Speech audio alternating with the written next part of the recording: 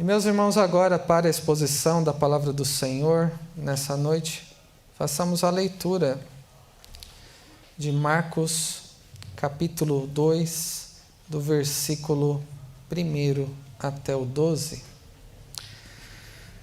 Palavra do nosso Deus que diz assim: Dias depois entrou Jesus de novo em Cafarnaum e logo correu que ele estava em casa. Muitos afluíram para ali, tantos que nem mesmo junto à porta eles achavam lugar, e anunciava-lhes a palavra. Alguns foram ter com ele, conduzindo um paralítico, levado por 4 homens, e não podendo aproximar-se dele por causa da multidão, descobriram o eirado no ponto correspondente ao que ele estava. E fazendo uma abertura, baixaram o leito em que jazia o doente.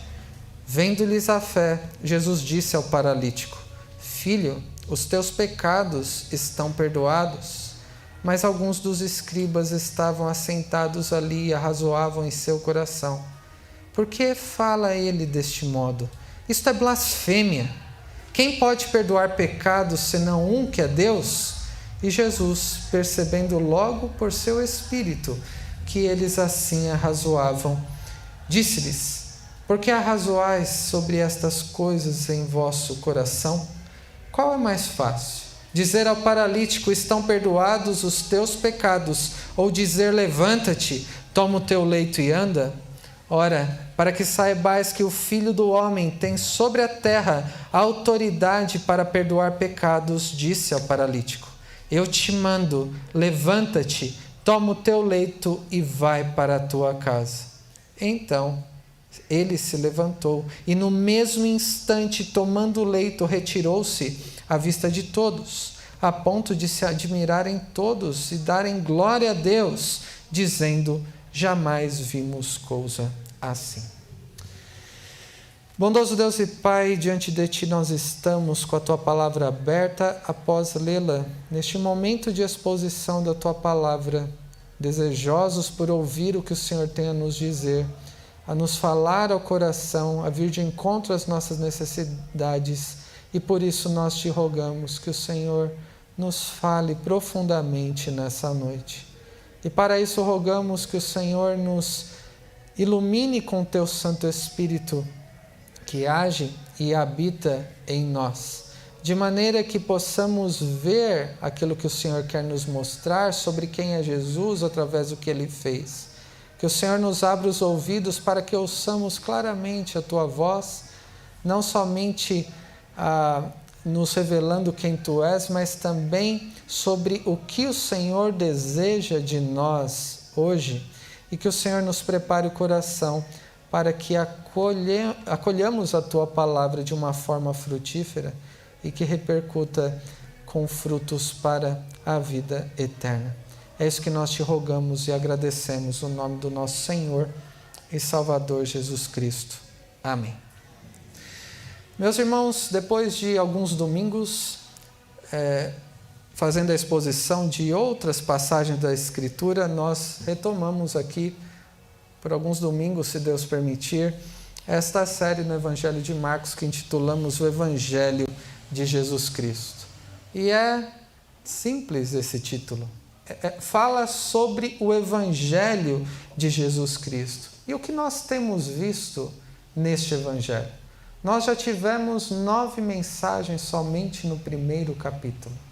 Nós vimos, por exemplo, que o Evangelho assumiu forma humana. E ele tem um nome.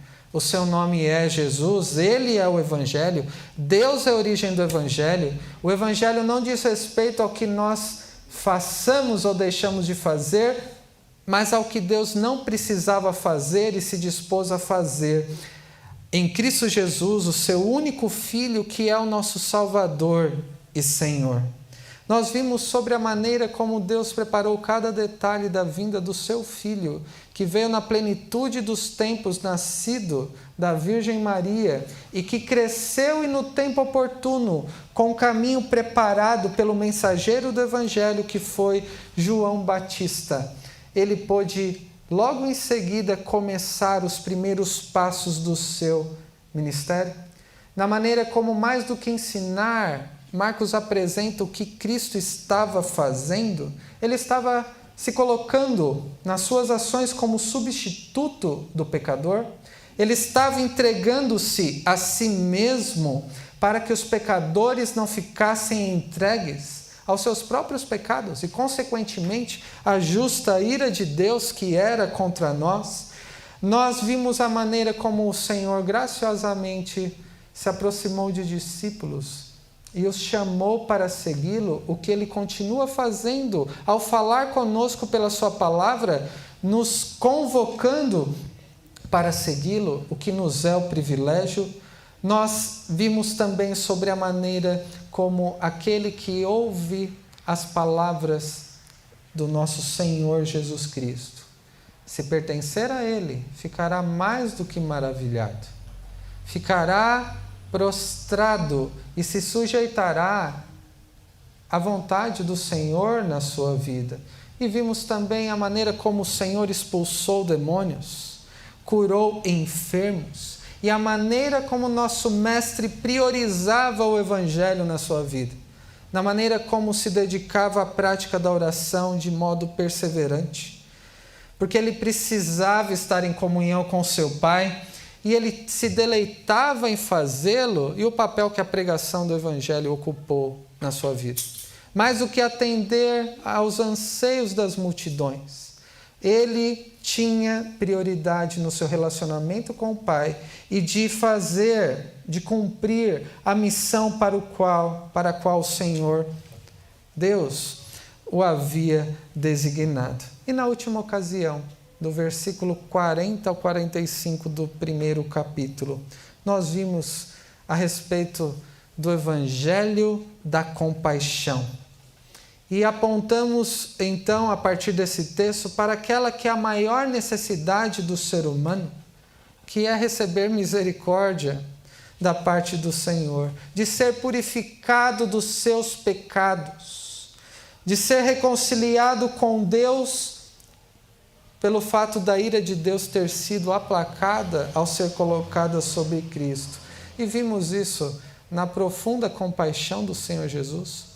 Vocês se lembram quando Jesus curou um leproso? Jesus se aproxima, o toca, estende a mão para ele, de maneira que esta profunda compaixão do Senhor Jesus foi revelada num ato de estender as mãos ao leproso. E semelhantemente a profunda compaixão do Senhor foi revelada a nós quando ele estendeu as suas mãos, morrendo na cruz do Calvário. Vimos, portanto, até aqui, neste Evangelho, que fala sobre o Evangelho do Senhor Jesus Cristo, que a cada passo dado por Jesus, passo a passo, e em cada ato registrado por Marcos aqui, o Senhor Jesus manifestou a glória do Evangelho de Deus, em pessoa, nele mesmo, através do que ele fez. Vimos do versículo 1, que fala sobre a encarnação de Cristo, até o versículo 45, que fala da sua compaixão, da sua encarnação até a sua compaixão. Jesus revelou em tudo que fez a glória do Evangelho. Mas este mesmo Evangelho, que, como disse o apóstolo Paulo, escrevendo aos Romanos, que é o poder de Deus para a salvação de todo o que crê, este mesmo Evangelho é loucura para os que estão perdidos. Em outras palavras, todo aquele que é exposto pela luz gloriosa do Evangelho na revelação de Jesus Cristo na sua palavra, será confrontado por ele.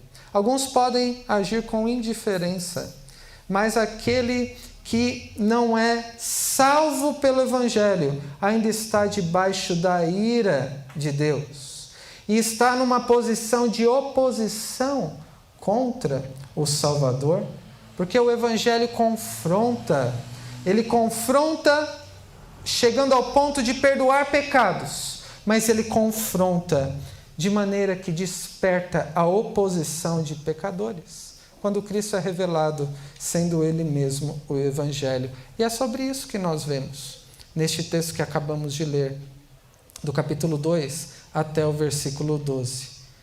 Que segundo Marcos, como ele escreveu, querendo relatar feitos extraordinários do Senhor Jesus, nos revelando quem Ele é, e também o que eu e você somos e por que precisamos de Cristo, Ele revela aqui. Nessa mensagem dessa porção aqui que nós estamos considerando até o versículo 12, a respeito do Evangelho que perdoa e confronta pecadores. E este é o nosso tema, sobre o Evangelho que perdoa e confronta pecadores. E veremos isso em duas partes. A primeira do versículo 1 até o 5, que fala sobre o Evangelho que perdoa pecados. O versículo 1, como lemos, diz assim: dias depois entrou Jesus de novo em Cafarnaum, e logo correu que ele estava em casa. Dias depois daquela ocasião em que o Senhor revelou a sua compaixão para com o leproso, para aquele que era impuro e o purificou. Aquele momento em que ele, incontido de alegria, de gratidão pelo que o Senhor tinha feito com ele, embora Jesus tivesse ordenado, você não conta para ninguém, ele não pôde se conter. Ele saiu espalhando essa notícia do que o Senhor Jesus havia feito por ele. Veja o versículo 45 do capítulo 1. Ele, porém, após Jesus dizer, não conta para ninguém, começou a tornar público o fato, espalhando a notícia. Por isso, Jesus não podia mais entrar publicamente em nenhuma cidade. Aquele ex-leproso causou problemas, dificuldades para o Senhor Jesus. Mas Jesus ficava fora, em lugares solitários. Todavia, assim mesmo vinha a ele gente de todas as partes.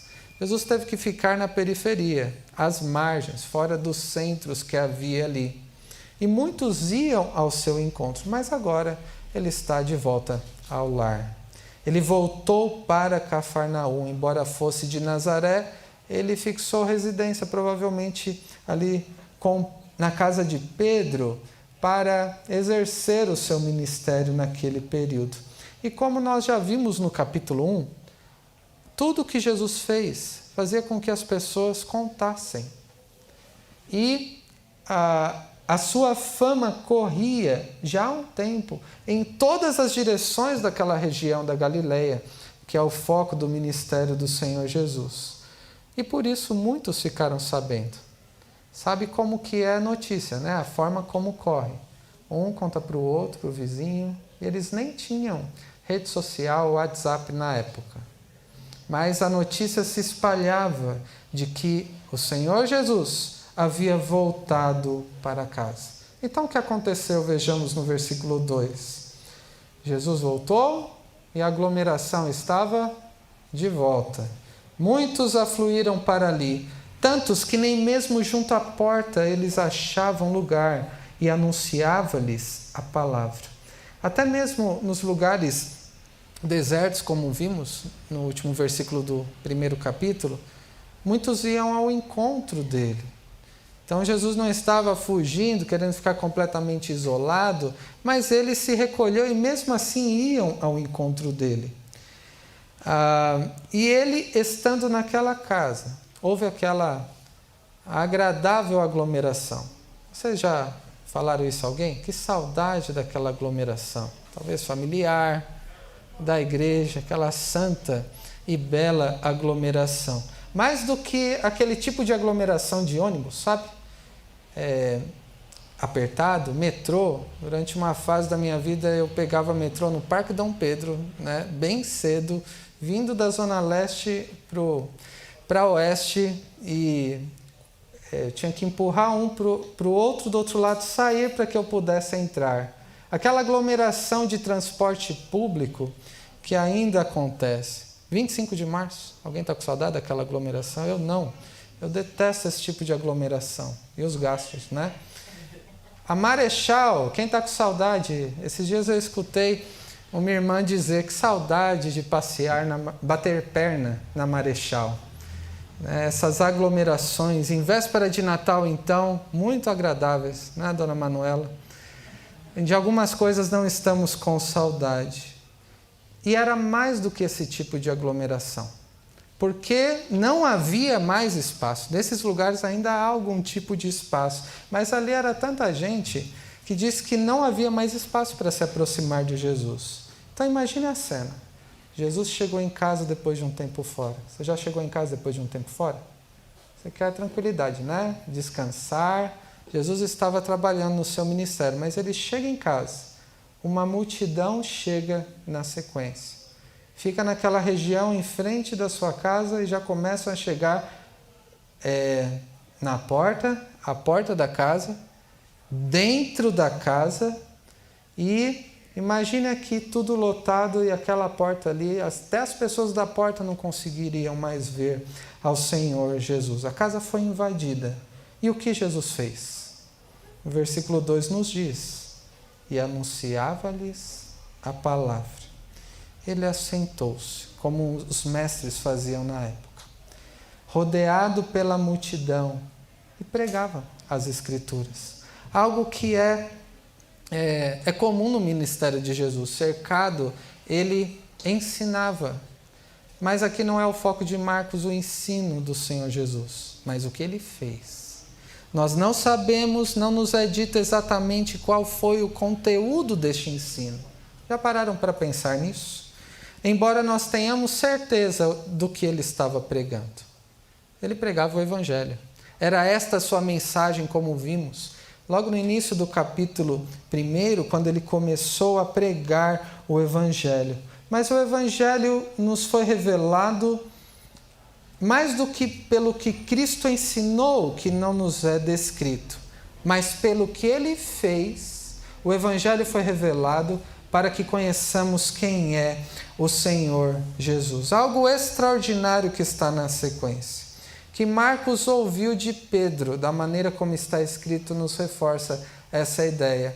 E João Marcos, então, relata no versículo 3, que neste momento em que havia essa santa aglomeração, alguns foram ter com ele, conduzindo um paralítico, levado por 4 homens, e não podendo aproximar-se dele por causa da multidão, descobriram o eirado no ponto correspondente ao que ele estava, e fazendo uma abertura, baixaram o leito em que jazia o doente. Que situação! Em narrativas assim nos é permitido e até encorajado imaginarmos a circunstância, a cena, pela forma vívida que nos é registrado aqui. Imagine pelo menos 4 homens. Pelo menos 4 estavam carregando, é possível que houvesse mais alguém. Mas pelo menos 4 homens se dispuseram para ir ao encontro do Senhor Jesus, carregando um amigo que não podia andar, que era doente, um paralítico. Imagina essa cena, pegando nas bordas ali de um cobertor, um tipo de toalha, um leito em que ele ficava deitado, e carregando pelo caminho, e queriam ter um encontro com o Senhor Jesus. E o que eles encontram? Uma grande multidão que os impedia de chegar ao Senhor Jesus. Então, o que eles fizeram? Não foram embora.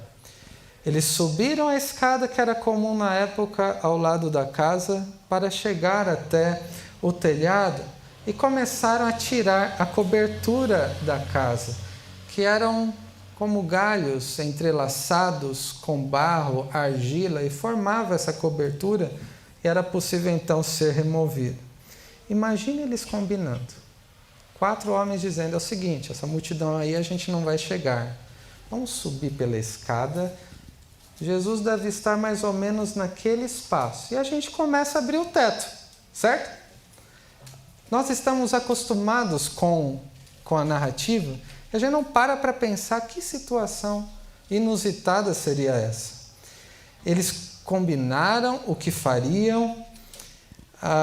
Imagine também quem estava dentro da casa e de fora vendo 4 sujeitos ou mais abrindo um teto. Imagina essa cena aqui.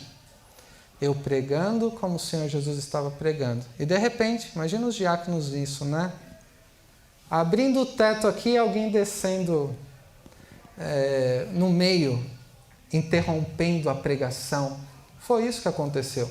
Caíram uns blocos de madeira, talvez alguns pedaços de galho, e um paralítico descendo. Imagina se fosse na sua casa, durante uma reunião lá de oração, abrir o teto e descendo alguém. E finalmente, depois de toda essa situação, aquele homem estava diante do Senhor Jesus. Chama a atenção a maneira como os amigos dele se empenharam para colocar aquele homem na presença do Senhor. Uma multidão não foi empecilho. Nenhum teto. Tem uma expressão aí de uso comum, que às vezes ora, parece que Deus não ouve, a oração não passa do teto. Eles não desistiram assim, não. Eles subiram no teto e abriram o teto para chegar na presença do Senhor Jesus. E aquele homem estava colocado diante de Jesus. A pregação foi interrompida. A casa onde o Senhor Jesus morava precisava agora de reforma. E o que Jesus faria? Do que aquele homem precisava? Era óbvio, não era? O que um paralítico que não consegue se levantar diante de alguém que pode curar, como nós já vimos, e muitos ali haviam ouvido também, precisava ser curado. Ele queria andar, os seus amigos queriam mesmo. Mas o que Jesus fez, veja no versículo 5.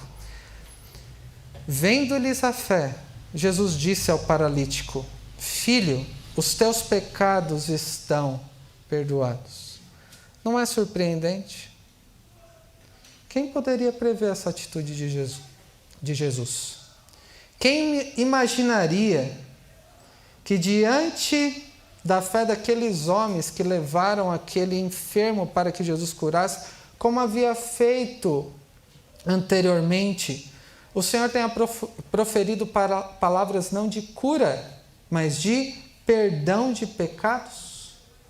Jesus, ao ver a fé daqueles homens, dos amigos, mas também daquele paralítico diante dele, concedeu, na sua graça, o que aquele homem mais precisava. E guardem isso. Aquele homem não precisava meramente de uma cura física para o alívio temporário e transitório nessa vida.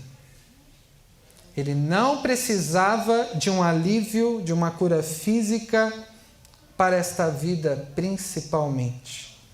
Do que ele precisava? Ele precisava de um alívio mais duradouro, um alívio para a sua própria alma, um alívio eterno, um alívio da sua culpa por estar debaixo da ira do Deus Santo. Quando você busca a Deus, busca conhecer ao Senhor Jesus, com que disposição você tem feito? Quanto você busca ao Senhor? Com que frequência você lê a palavra? Você medita na palavra? Com que frequência e intensidade e por qual motivo você busca a Deus em oração? Você comparece como alguém necessitado, que carece como leproso, e aquele homem também, das misericórdias de Deus? Persevera até conseguir encontrar da parte de Deus a graça que tanto necessita e que só Ele pode oferecer? Quando você busca ao Senhor na sua vida, perante Ele, de leitura bíblica, na oração, até num culto, qual você pensa ser a sua maior necessidade? Pense nas suas orações, pelo que você pede. Do que você acha, se alguém ouvir a sua oração, o que você vai evidenciar que mais precisa? Qual é a sua expectativa de receber das mãos do Senhor quando você o busca? O que você espera?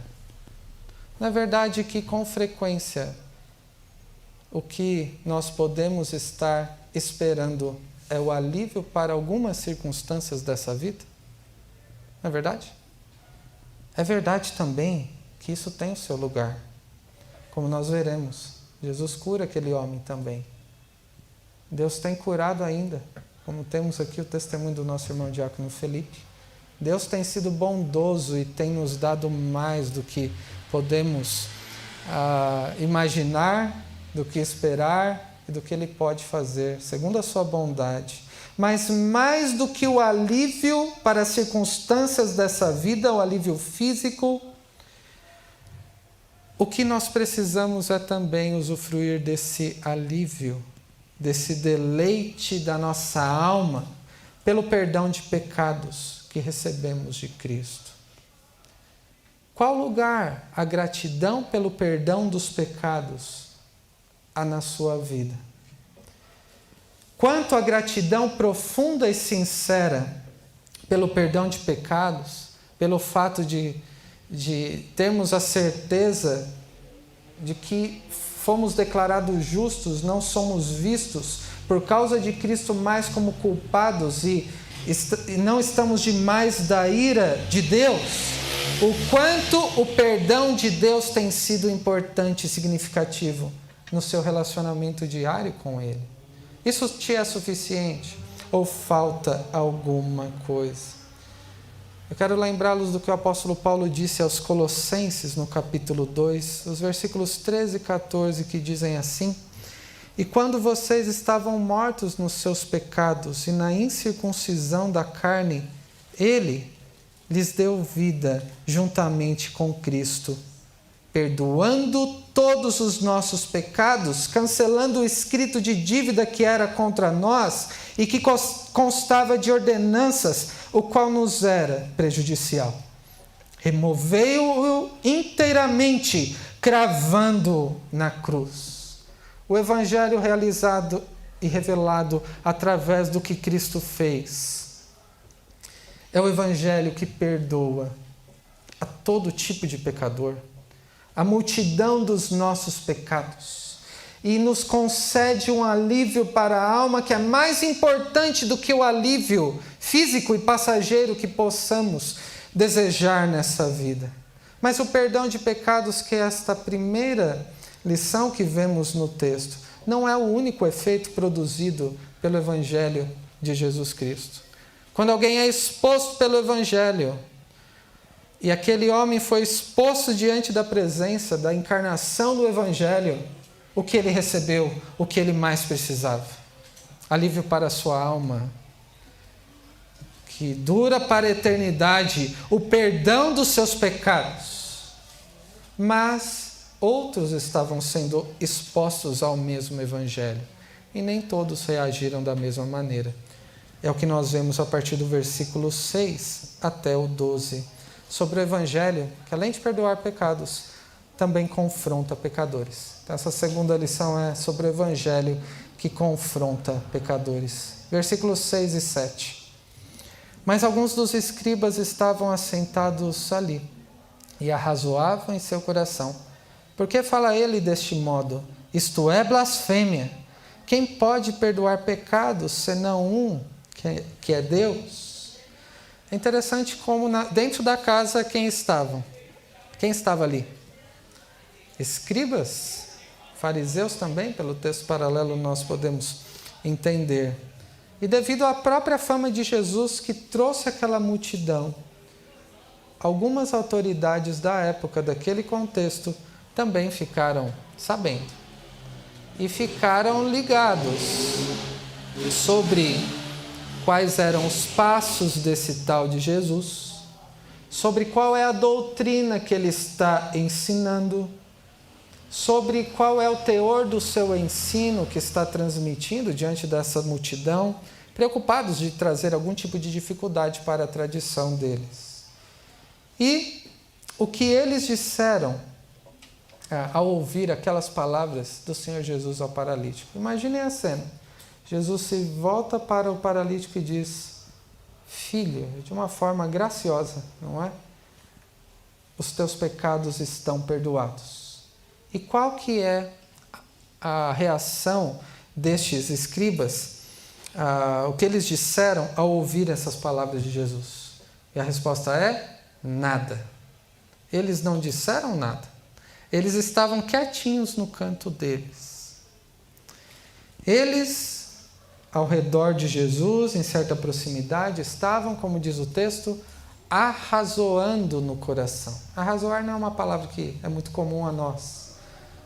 Em outras duas versões que temos, traduz que eles estavam pensando isso que nos é contado aqui. Por que fala ele desse modo? Isso é blasfêmia. Quem pode perdoar os pecados senão um que é Deus? Eles estavam pensando nisso. Uma outra versão, NVI, traduz por remoer. Eles estavam remoendo isso, incomodados com aquela blasfêmia.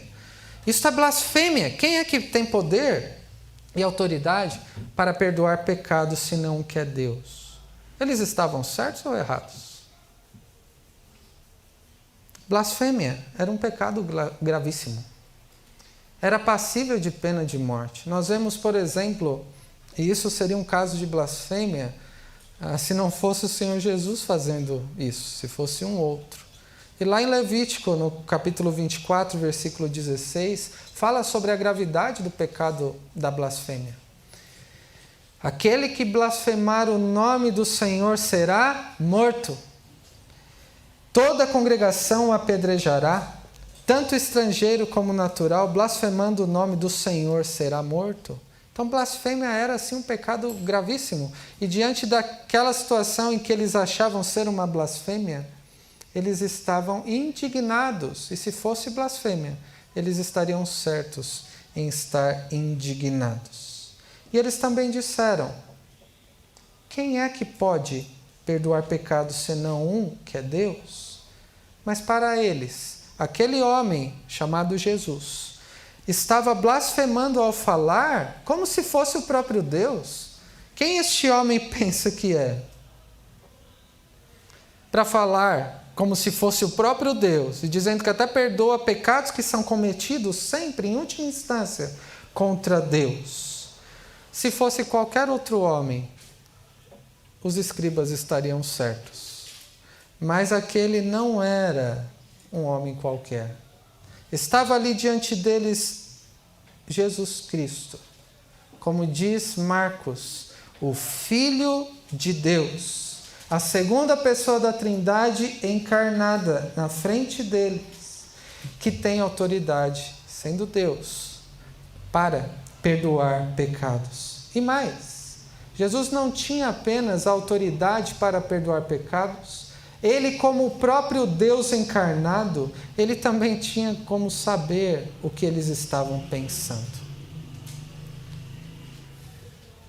Na sua divindade, como Deus encarnado, ele estava ouvindo o que eles estavam pensando, que remoía no coração. Então, o que o Senhor Jesus faz? Versículo 8. E Jesus, percebendo logo por seu espírito que eles assim arrazoavam, disse-lhes: por que arrazoais sobre estas coisas em vosso coração? Já pensou? Jesus, tendo a ousadia, não é ousadia, porque não é homem qualquer, é a autoridade, de responder aos pensamentos das autoridades religiosas que estavam ali por perto. Imagine alguém respondendo a algo que você não disse. Imagine alguém confrontando algo que está no seu coração, que está no seu pensamento, que somente você pode saber. E foi o que Jesus fez com aqueles que não eram pessoas comuns também. Eram autoridades, eram escribas, conhecedores da lei, mas não eram conhecedores daquele que estava diante dele. E Jesus responde ao pensamento deles com um desafio. Versículo 9. O que é mais fácil? Dizer ao paralítico: estão perdoados os teus pecados? Ou dizer: levanta-te, toma o teu leito e anda. Para nós, talvez, o mais fácil fosse dizer da boca para fora: teus pecados estão perdoados. Não é? Bem fácil, acabei de dizer. Embora não seja verdadeiro assim, esse tipo de autoridade. É mais fácil dizer isso do que dizer a alguém: levanta-te, toma o teu leito e volta para casa. Mas ali, o que era mais fácil era curar. Por quê? Uma cura seria um ato reconhecido como algum tipo de curandeiro, mas alguém dizer teus pecados estão perdoados seria algo, embora curar seja difícil, não seja simples assim, mas seria mais grave para o Senhor Jesus, ele traria mais dificuldades para ele se colocar como o próprio Deus, dizendo seus pecados estão perdoados. Desacreditar em alguém que diz que curou alguém pode ser mais fácil do que alguém que disse que é o próprio Deus em carne. Por isso, ao dizer que os pecados daquele homem foram perdoados, foi mais difícil. Jesus, o Evangelho encarnado, confrontou com o Evangelho, com a sua própria pessoa, as tradições daqueles homens, as práticas legalistas que eles tinham. E isso gerou o quê? Oposição, hostilidade. A gente continua a ver depois, na sequência do Evangelho de Marcos, as dificuldades de oposição que ele enfrentou após este momento. Aquelas autoridades que estavam ali, escribas e fariseus, diante desse desafio do Senhor Jesus, eles já não tinham falado nada, eles tinham só pensado. E diante do desafio do Senhor Jesus com essa pergunta, eles continuaram calados. Quem respondeu? O próprio Senhor Jesus. Versículo 10 ao 12. Ora, para que saibais que o Filho do Homem tem sobre a terra autoridade para perdoar pecados, disse ao paralítico: eu te mando, levanta-te, toma o teu leito e vai para a tua casa. Então ele se levantou e no mesmo instante, tomando o leito, retirou-se à vista de todos, a ponto de se admirarem todos e darem glória a Deus, dizendo: jamais vimos coisa assim. E foi assim que Jesus revelou diante de todos que estavam ali a sua autoridade divina. Como Deus encarnado, como Filho do Homem, que é um título do Senhor Jesus desde o Antigo Testamento, que tem tanto poder para perdoar pecados como para reverter os efeitos do pecado na cura de um enfermo. E Jesus, através daquela cura, ele revelou quem ele é. O Deus encarnado que tem autoridade para perdoar pecados. Jesus tem toda a autoridade no céu e sobre a terra. Tem autoridade para curar o corpo. A alma tem domínio sobre o que é visível e invisível. As suas ações têm efeitos instantâneos e completos e que têm duração eterna.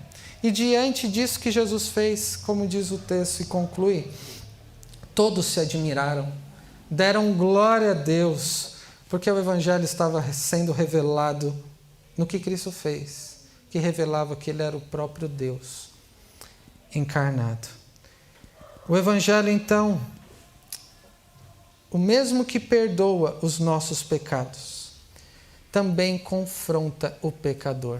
O Evangelho perdoa e confronta o pecador. Aqueles que não ouvem como o paralítico ouviu, como nós já ouvimos palavras de perdão da parte do próprio Deus, levantam-se em oposição contra ele. Aquele que não foi feito filho de Deus, continua sendo um inimigo de Deus por natureza. Se levantará em oposição, mas um dia, seja nesta vida, mas com certeza no porvir, será envergonhado como estes homens foram, diante da autoridade suprema, do poder divino e da glória de Jesus Cristo, que é o Filho de Deus. E para concluir, algumas aplicações para nós. Temos lembrado e considerado uma pergunta que nos ajuda a responder ao sentido que o Evangelho de Marcos nos apresenta. Quem é Jesus Cristo, o Filho de Deus, na sua vida? E como você responde a Ele? Quem é Jesus, o revelado nas Escrituras? E como você, confrontado pelo Evangelho que é o Senhor Jesus, corresponde a Ele? E Marcos escreveu mais esse relato sobre este acontecimento extraordinário que aconteceu, revelando a boa notícia do Evangelho, de que Deus perdoa pecadores através de Cristo, mas Deus confronta outros pecadores e os envergonha e os humilha, e se não se sujeitarem a Ele, receberão a sua sentença. E o Evangelho, em primeiro lugar, como nós vimos, que perdoa pecados.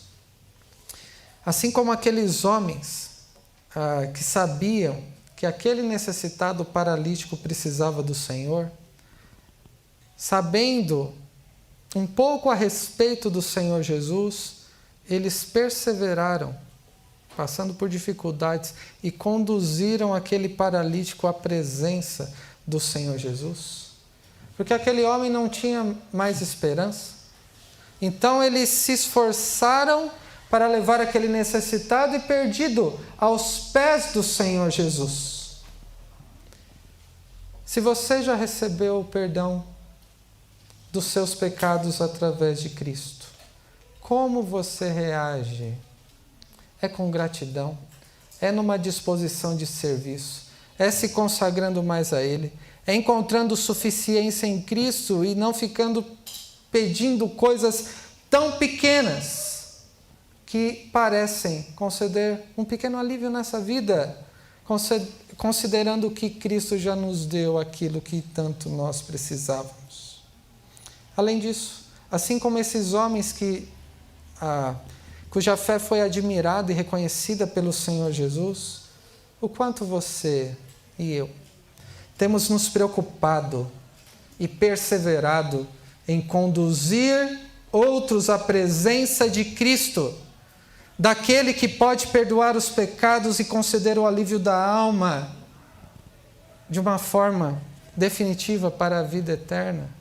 Meus irmãos, isso acontece a começar da nossa própria casa.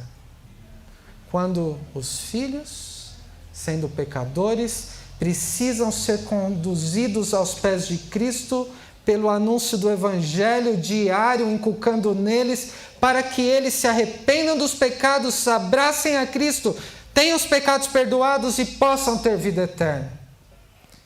Isso é verdadeiro também quando algum familiar, cônjuge, os pais ainda não são convertidos ao Senhor, não receberam perdão de pecados. Pessoas do seu convívio, em que parece que, já tentei falar uma vez sobre Cristo, eu já chamei para ir na igreja, de participar de alguma reunião online. Aqueles homens abriram o teto. E o quanto nos empenhamos para conduzir pecadores à presença de Cristo, para que recebam perdão e obtenham vida eterna. Quantos há perdidos ao nosso redor sem a salvação, e que precisam do perdão, e este nosso esforço, este nosso empenho, não é alheio, não ficará fora dos olhos do Senhor Jesus, que sonda o nosso coração e sabe o nosso desejo sincero. Portanto, fale do Evangelho, explique a palavra de Deus, persista, persevere até que aquele pecador, seja quem for, seu filho, sua mãe, seu pai, seu amigo, seu familiar, pode ser sua sogra, compareça diante da presença do Senhor, se curve perante Ele e receba perdão dos pecados e vida eterna. Em segundo lugar, sobre o Evangelho que confronta pecadores. Ao ouvir sobre o Evangelho na pessoa de Cristo, consciente do perdão, quando o Evangelho te confronta o seu próprio pecado, como você reage? Você se justifica? Você dá desculpas de que algo aconteceu, as pessoas ao meu redor, as circunstâncias, Deus não me atendeu naquilo que eu pedi? Quando o Evangelho confronta os seus pecados, isso causará um efeito em você. Você se levantará como um opositor querendo se justificar? Ou estará aos pés de Cristo como aquele paralítico, recebendo do seu perdão e sendo transformado por Ele? O nosso Deus sonda o nosso coração. É impossível esconder qualquer coisa da sua vista e na sua presença. Como lemos no Salmo 139, Deus nos sonda e nos conhece. Ele perscruta o nosso coração, a profundeza da nossa alma, a cada passo da nossa caminhada nesta vida, quando deitamos, quando levantamos. Ele é o Deus que nos formou no ventre da nossa mãe, que escreveu nossos dias quando nenhum deles havia ainda. E o fato de sermos confrontados pelo Evangelho de um Deus que sonda o nosso coração deve produzir algum efeito. Que seja o mesmo do salmista no final do Salmo 139. Rogando a Deus: Senhor, sonda o meu coração, prova-me, conhece os meus pensamentos e vê se há em mim algum caminho mau e guia-me pelo caminho eterno. O Evangelho de Jesus Cristo é o Evangelho que perdoa pecados. Todos os nossos pecados, se você foi redimido por Cristo, foram colocados sobre Ele na cruz. E não devemos nos penalizar por causa desses pecados, devemos nos arrepender e confiar em Cristo Jesus e sermos santificados nele à medida que somos confrontados nos nossos pecados e nos tornamos mais parecidos com o Senhor Jesus. Mas lembre-se que aqueles que ouvem as palavras de Cristo e não reagem com gratidão pelo perdão, podem se levantar em oposição contra o Senhor, mais do que contra nós quando nós anunciamos. São inimigos de Deus e serão envergonhados nesta vida ou no porvir, diante da autoridade e da glória daquele que perdoou os nossos pecados. Meus irmãos, que Deus nos torne gratos na suficiência do perdão, que isso seja motivo suficiente para uma vida grata diante dele. Que o Evangelho continue a nos confrontar, a nos transformar, para que nos arrependamos e creiamos mais em Cristo Jesus. E que, ao falarmos do Evangelho com a nossa boca, que confronte pecadores semelhantes a nós, e que estes sejam conduzidos por nós aos pés do Senhor Jesus, para que recebam perdão dos pecados, assim como nós recebemos. Que Deus nos abençoe. Amém.